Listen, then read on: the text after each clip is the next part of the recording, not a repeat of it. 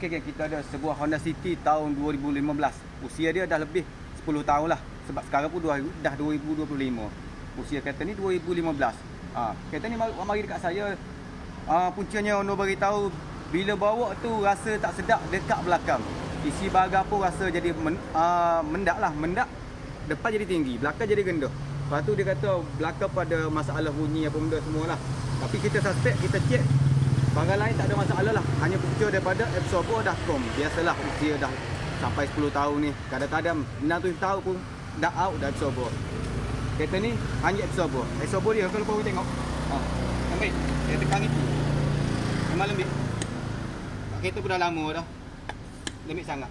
Lepas tu yang ni dia punya lain sikit. Yang ni Kayaba RS warna silver. Warna pun lain. Bentuk dia pun besar sikit. Sebab dia ada je yang biasa Kayaba pun ada, original dia balik pun ada. Yang ni Kayaba Ultra RS. Cuma Honda saja nak pakai yang ni untuk bagi keras sikit kereta dia. Kita ambil yang ni tu lah. Sebab yang ni dia besar sikit. Kita tekan pun berat yang ni. Yang ni pun rasa berat, tekan berbeza dengan yang ni. Yang ni tekan begitu je. Kalau yang ni kita nak tekan pun terasa berat.